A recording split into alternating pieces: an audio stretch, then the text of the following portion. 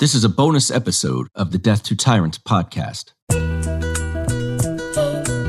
crushing weight of the tyrant's passage had left nothing unmarked. You get split in fucking half, but I call him the hologram wrath. But I am the center inside the placenta of math. You clash with cyanide gas and die fast. Rhythmical equivalent of solids, liquid, and gas. We smash your sinus with the power of Lord Titus. But I am the virus inside of the iris of Cyrus. Guys, what is up? This is going to be a bonus episode. I actually was thinking about doing one of these per month because outside of the weekly interview on typically philosophical or political topics that I give you guys, I wanted to do some fun stuff or feature other podcasts that have me on, which happen. So that's what this one in particular is going to be. I've got some ideas down the road for some other bonus episodes, but this is, you know what I think about it. Last month was the one I did with Scout Horton, and that was some kind of serious foreign policy stuff that had just happened, and so I wanted to get out something on that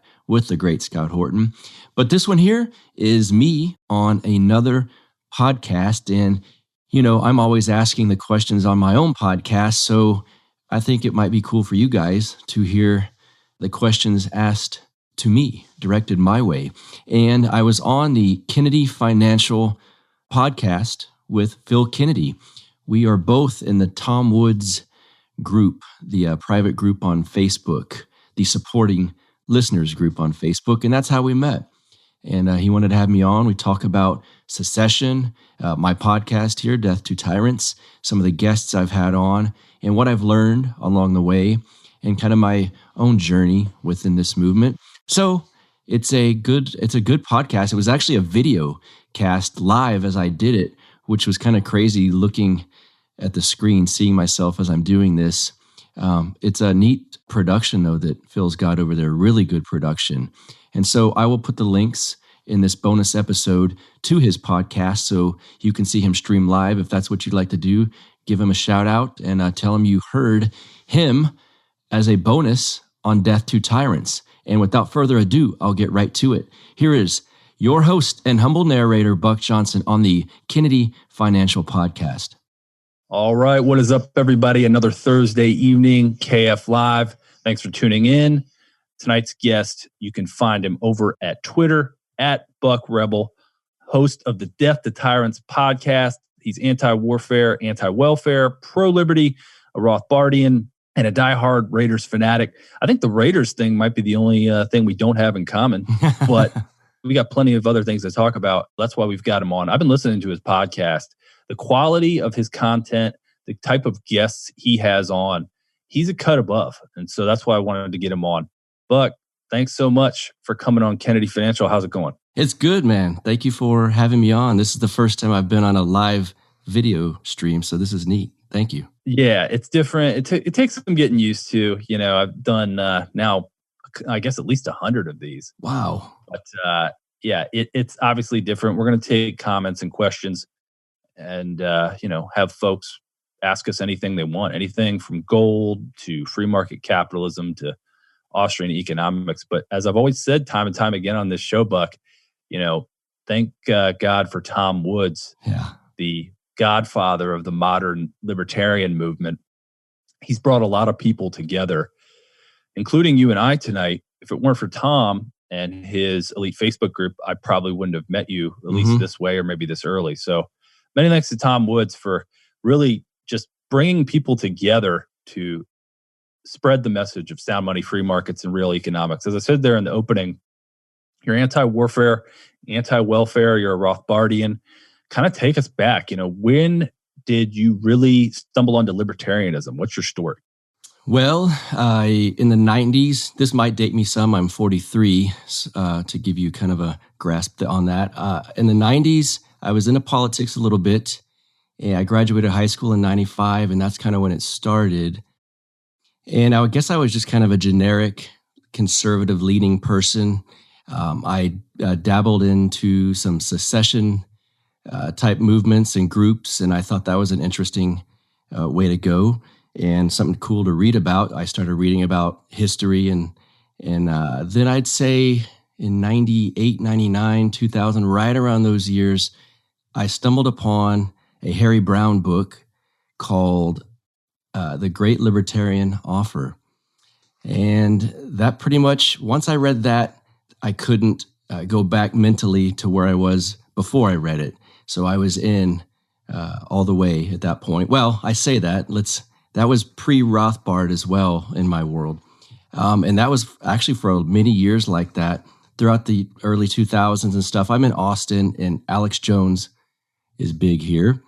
And so I would hear him on the FM radio station, and a friend of mine named Jack Blood, who was kind of in the conspiracy realm as well. They were conservative-leaning libertarian types that were into conspiracy stuff as well. And I was young, I was partying a lot, and those kind of things fascinated me. So I was following those guys, and I'd read here and there. But it was kind of, I would call it generic libertarianism. I would read John Stossel, Larry, he's the Trump guy now from California, Larry Elder, and guys like that, and the Reason magazine guys, and Thomas Sowell. I will not call generic at all, but I've loved him as well. And then maybe 5 years ago, somehow I stumbled upon Murray Rothbard, and then once again, I took this giant mental step that I could not walk back. It's one of these moments in life where once you read it, you're like, well, now I'm changed forever. There's no stopping this. Along the way, also, I was big into the Ron Paul stuff in 2008 and 2012. And I played with a guy named Jimmy Vaughn, a guitar player here in Austin. And we played the festivals for Ron Paul in 2000, probably 7 or 8, and then 11 or 12. I'm not sure which months those were where we were doing that. And we played big event for him here in Austin. There was a big rally at UT. So I was right in that world too. And it was something else, like the crowds. At first in 2007, I'm making my signs myself, nailing them up places. I'm totally respecting all property rights, of course. And spray painting in with the Ron Paul Revolution stuff. Then finally in 2012, those were kind of being mass distributed. It was nice. And so a few years later, got into Rothbard and Hans Hoppe and the Mises guys, Lou Rockwell, Tom Woods, and here I am now. So you got a podcast called Death to Tyrants. Yes, sir. Obviously, on the surface, the title doesn't appear to be aligned with the NAP. But, what does that title really mean? I mean, where is it? What kind of place is that coming from? Well, actually, a place of history, because, like I said, I got into secession stuff and movements and whatnot, and I started reading on Southern history. And Death to Tyrants, the Latin version of it's actually what was said by John Wilkes Booth right before he killed Abraham Lincoln. And so I've always thought about that. It's been a phrase that I've thought was fascinating. What a moment that was giant. And that phrase stuck with me for whatever reason. And not that I'm for the killing of someone, but that stuck with me for some reason. And some of the music that I'm into, it was a theme through one of the bands that I love. It was the theme through one of their albums, Death to Tyrants. And I ended up getting it tattooed across my chest in the form of what's basically my emblem for the podcast, the same picture. And one of these days, when I'm discussing with my wife, I'm going to do a podcast. I think I can do it. I love politics that much. I love libertarianism that much. I want to meet these people that I love, reading and listening to. I can interview them. What the heck would I call the podcast, though? And I'm thinking of these cheesy names, and she just goes, babe, Death to Tyrants. You've got it tattooed on you. And so right there it is. Yeah, that's why we need good women in our lives to kind of state the obvious. I know, it's such an obvious. Yes. So you have gotten the chance to interview some of our heroes. I've heard several of your episodes. In terms of what you've been learning by talking to some of the brightest minds alive and around today, what's been the biggest takeaway from interviewing these folks. You mean like stuff that I learned on topic, or that I've learned about them personally? I think in terms of something that you've discovered as a result of doing the show. I mean, I've had the same opportunity too, getting to interview folks, everyone from Adam Carolla to Tom Woods to Ron Paul. What's been the biggest enlightening thing that you've taken away from having the opportunity these days? Because, as we keep stressing on this show, these are not ordinary times, especially financially. We are living in a broken monetary and financial system. And that's really the reason that Kennedy Financial exists. I'd probably find something else to do if we had sound money and free market capitalism and, Tom Woods or someone like him was sitting at the Fed. There probably wouldn't be a Fed, obviously, That's right. if we had the first two things. But, what have you really discovered as a result of trying to spread the message of death to tyrants? That's a good question. The first thing that pops in my mind, honestly, is that how genuine and wonderful and nice the people that I hold up as, I don't like to use the term hero. I know that gets thrown around a lot, but people like Tom Woods, Lou Rockwell. I guess one of the things I find fascinating is some of these guys have an image in certain circles that's negative. And I know that is the case with Tom and Lou Rockwell and Jeff Deist. Lou Rockwell was the nicest, kindest, warmest person I've interviewed yet to this day. And I got off the phone or got off Skype with him and thought, how funny that there's certain people that think that he's some kind of bad person. Yeah, some kind of monster. Yeah. And I thought, it showed me that the ignorance that people can speak with, and that, or maybe hate in their heart, not to sound corny or cliche, but it made me realize, okay, I thought these people were genuine, like Lou Rockwell, Jeff Deist, Tom Woods, etc. And you think that about Ron Paul too. I've not been able to interview him yet. And now it's okay, I realize I was correct in that assessment. And these people that quote unquote haters, I don't know, they speak on things that they don't know. And that kind of showed me firsthand that my instincts were correct on these guys. Yeah, I had a similar experience. I get to attend the annual Ron Paul Institute event here in Dulles, Virginia, because I'm 45 minutes away.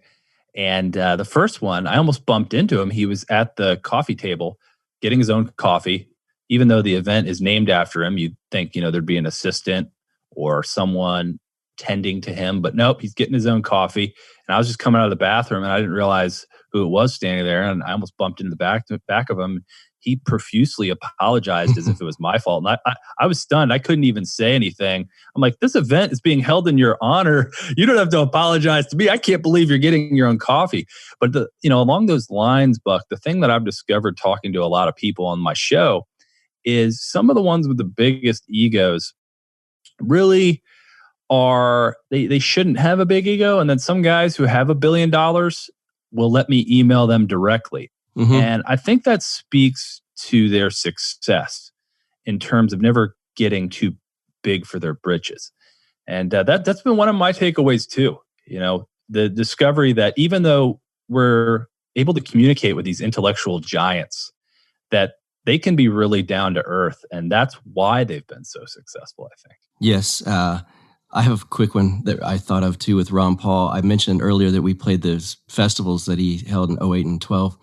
I think it was the one in Florida in 2012. I was in the green room, backstage, and we were just chilling, doing whatever. And he walks in with one of his sons that was not Rand. And of course, I was like, oh my God. And he goes, well, hey, thank you guys for doing this. I just wanted to come meet you and say hi. And I was like, holy cow, this is amazing. And so we say, of course, can we get our picture with you? And his son starts to take the picture, and referring to me and the other musicians, his son goes, boy, this is a motley crew.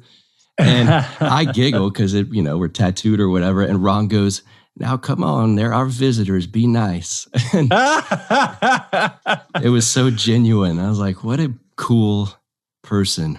And yeah, that was my Ron Paul moment too. That's what Chris Rosini told me. I had him on before too. And he's like, hey, look, when it comes to Ron Paul, what you see is what you get. Yes. Even myself, I'll readily admit, I mean, I'm probably slightly different on the show versus in real life and when I'm taking care of my little boys and everything like that. But yeah, when it comes to Ron Paul, it's really a shame too, because when I do the show, and I've been doing roundtables recently with all sorts of diverse people from all walks of life. And I did one just the other day with a realtor, a hedge fund manager, and a filmmaker. And they all love Ron Paul. And it's like, well, how about that? We really lost our chance. He really was screwed, for lack of a better word. Right. The country would have been so much better off with a principled person like him who didn't really want to be president, right? I joke, I've stolen this from another comedian, but it's like, if you were having a Boy Scout jamboree, like the first guy who's like waving his hand is like, oh yeah, I'll be pack leader. And it's like, okay, Frank, you're out. You shouldn't be considered at all. You don't even have a kid in this pack. What are you even doing here? Right. That's kind of what it's like with regard to politics. And it's just a shame because there'll never be another one like him, at least not, I don't think, in our lifetimes.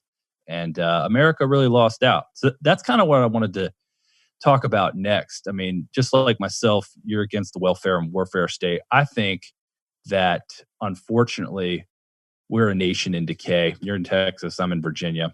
These are two states that are good for business. But overall, unfortunately, I think the United States is in decay. Where do we go from here? I mean, what's the plan? I think we're in big trouble. Yeah, me too.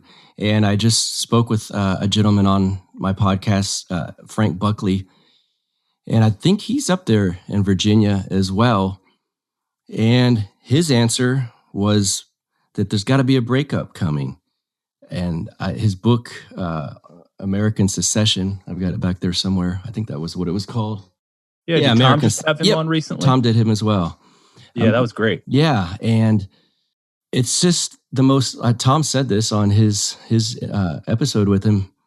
How is it not the most obvious answer to everyone?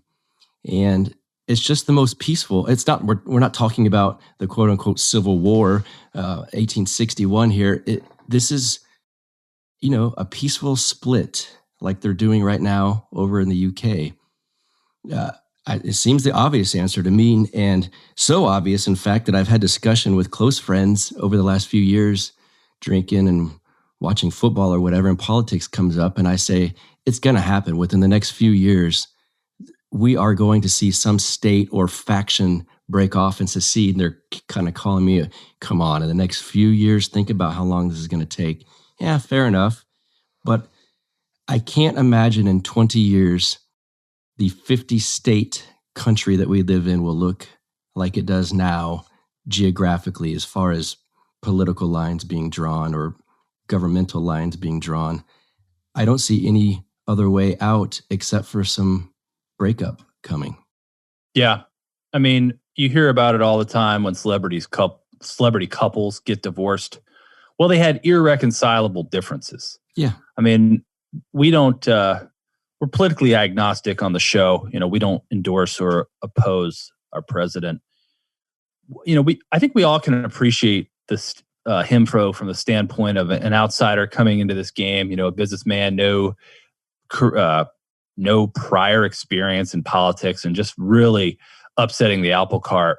And now, I think one of the things that you and I might agree on is, had Ron Paul won the presidency, I think he would have faced a lot of these same underhanded tactics that they pulled out of their hat. No doubt. For Trump. I mean, Russiagate, Ukrainegate, FISA-gate, you name it. The entire weaponry of the U.S. government has been thrown at our president, and it's pretty disturbing to see it happen in real time.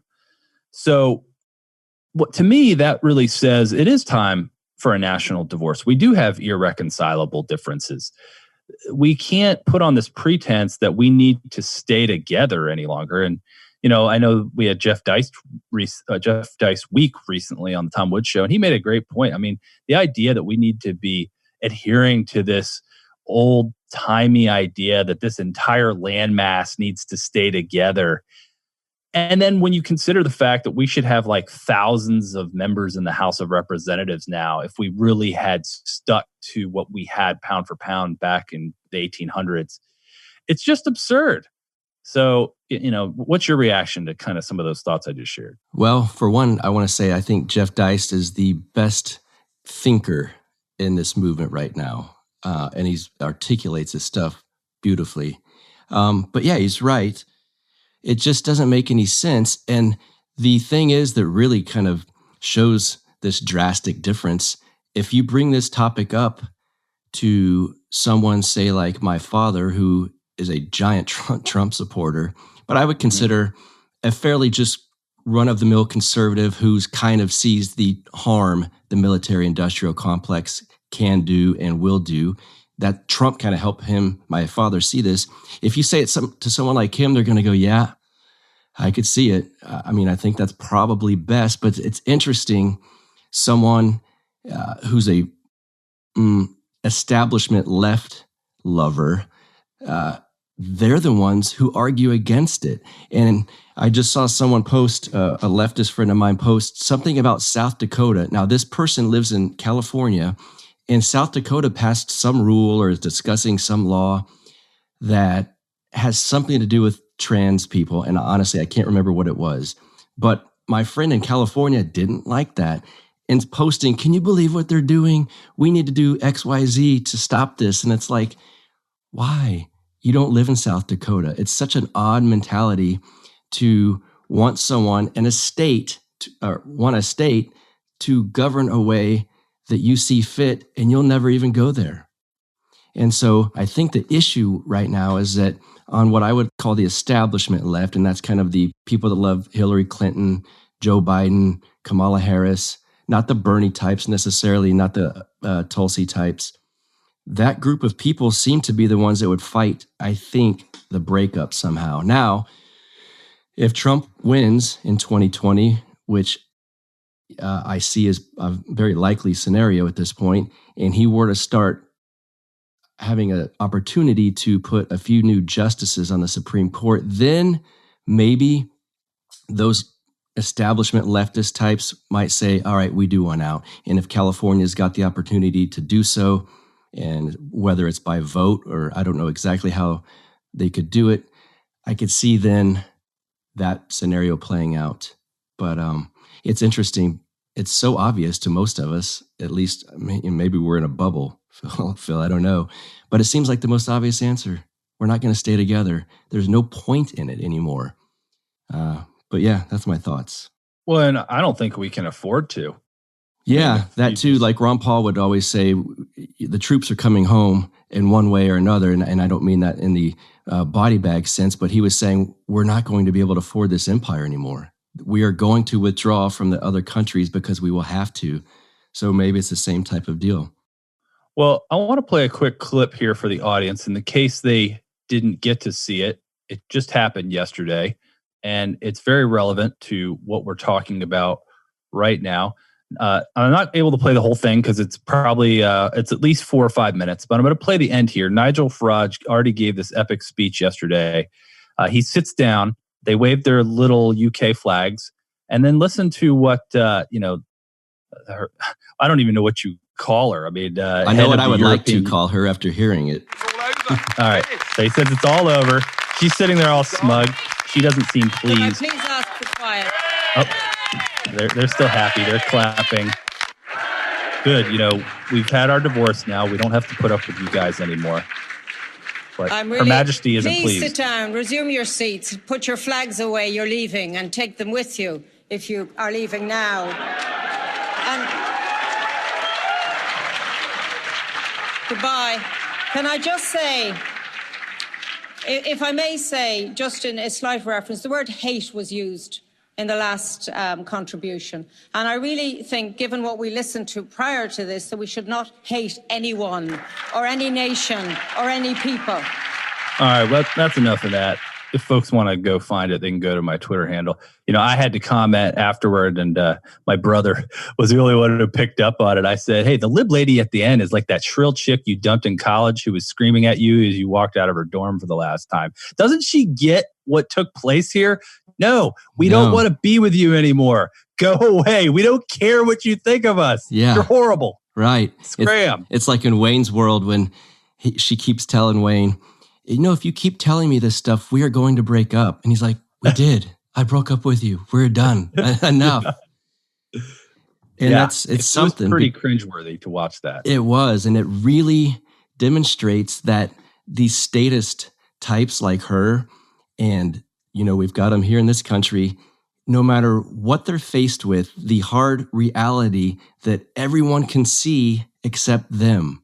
And there's just this, they'll double down on what caused the problem in the first place. And we see it with Hillary Clinton having a book tour of why she lost, when it's so obvious to so many people why she lost. And so it's the same attitude. It's amazing. I guess it's the narcissism behind it, that it just, like there's blinders on. There's like statist blinders they wear. Yeah, well, and it's just so absurd. I mean, you had Elizabeth Warren coming out yesterday talking about, hey, we really need to crack down on disinformation on the web with criminal penalties. And it's like, aren't you nicknamed Pocahontas? Yeah. I mean, you come out with a lie per day.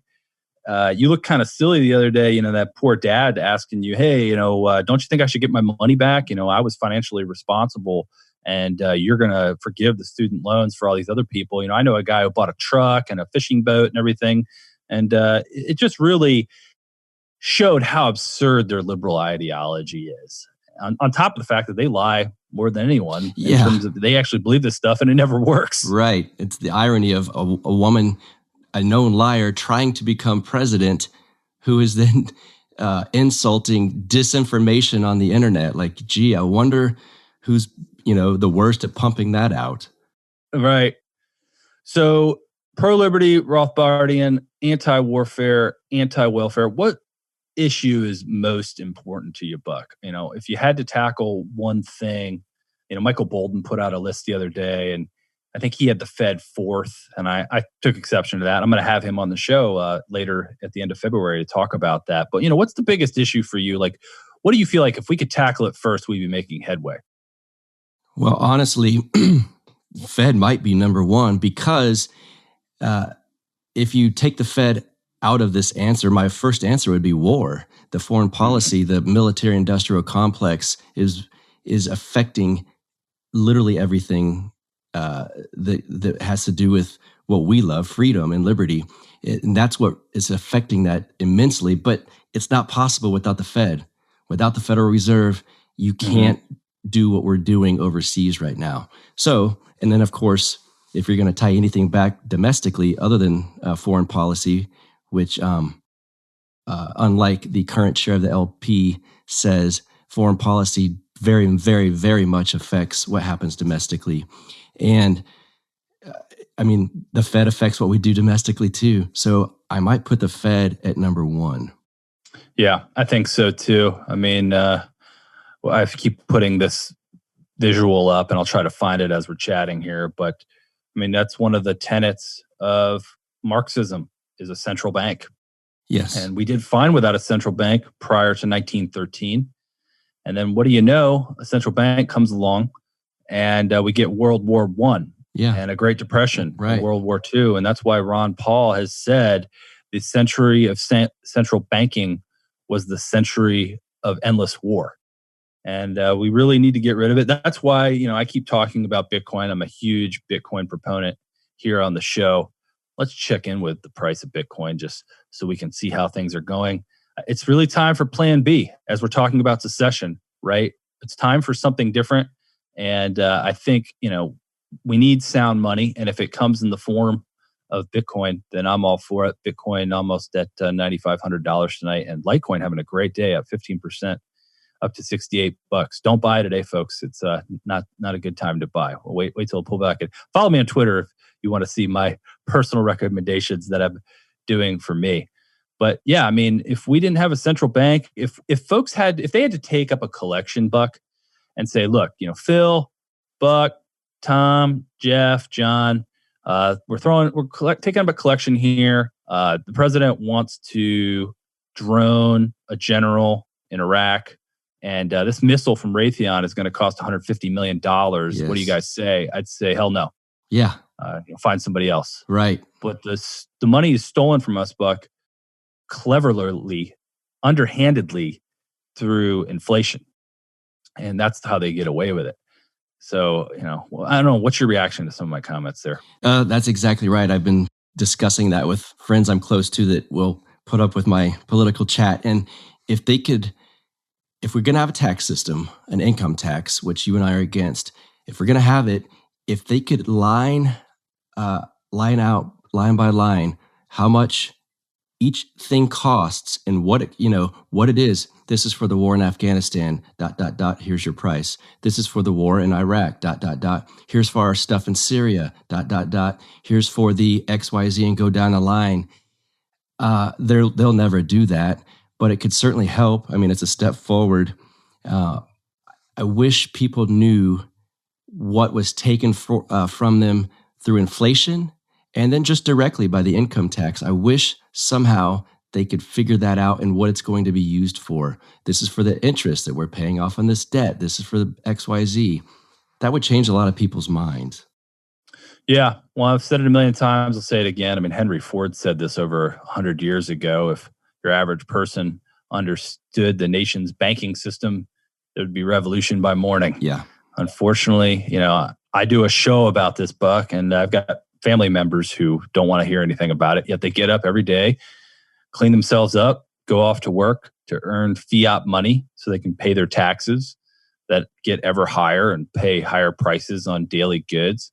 And they never think about it. Mm-hmm. So it's an uphill battle we're trying to fight here to educate folks and make them understand really what sound money is. Yes. I post my podcast weekly on my own personal Facebook feed where all of my friends can listen if they'd like. And then I still have friends that I know don't listen to it, posting, can you believe what Trump said about so-and-so? And right. It's just like, that's not important. Oh, yep. Keep them distracted. Yeah, right. Folks, we've been talking to Buck here from the Death to Tyrants podcast. We'll give it a few more minutes if anybody wants to call in. Not too many people take me up on the call-in feature, Buck. I think they're sometimes intimidated, but we got lots of comments here coming. We got Nave Child. What does he say? They are using something called full spectrum dominance against us, fourth generation warfare, psychological warfare, propaganda, false flags. Sure, You name it. I mean, keep them distracted with bread and circus. I mean, you and I both like football, but we also recognize that there is more important things going on. There are more important things going on. Well, let me see here. I had one more thing I wanted to bring up, but unfortunately, I don't think we're going to have time. Let me pull your Twitter handle up one more time, Buck. Folks can find you over at Buck Rebel, host of the Death to Tyrants podcast, anti-warfare, anti-welfare, pro-liberty Rothbardian. He checks all the right boxes. And like I said in the beginning, your audio quality and your guests are phenomenal. Thank you. So if you haven't already, if you got iTunes, go look up the Death to Tyrants podcast and give Buck 5 stars and give him a review. That's what shows like ours need to move up the ladder so folks can hear them and get the message that we espouse here. Buck, it's been fun talking to you. What's your final word tonight, and where else would you like to refer folks? Well, my final word will be thanks to you for doing this. It's my first ever live video cast like this. It's really cool. And thanks for the compliments on the production and everything. I do have an excellent producer. Same guy as Tom Woods has, Chris Williams over at Podsworth Media. Nice. Where else I could refer them to? Facebook.com/Death to Tyrants podcast. Like he said on Twitter, at Buck Rebel, BuckRebel. And if you listen to the podcast, like he said, go leave me a review and a rating, because that does kind of bump things up for us when people are searching for podcasts and all that in iTunes. That's how we do it. That's how we get the name out there. Yep, that's the best way to do it. Thanks for tuning in. Good night. All right. Hope you guys enjoyed that. Thanks again, Phil, for having me on. That was fun. And like I said, the production he's got going over there is really cool. When you check out the video cast on YouTube, you can see he's got a great setup over there. Thank you once again. And thank you guys for being here on this bonus episode. If you want to join the LP, I tell you this every time now because I've got my own link. Go to www.lp.org/death2tyrants. And hope you guys enjoyed this. I will see you soon. You get split in fucking half, but I call him the hologram graph. But I am the center inside the placenta of math. You clash with cyanide gas and die fast. Rhythmical equivalent of solids, liquid and gas. We smash your sinus with the power of Lord Titus. But I am the virus inside of the iris of Cyrus. Like the sound of the Death to Tyrants podcast? Our audio production is provided by Podsworth Media. Check them out at podsworth.com.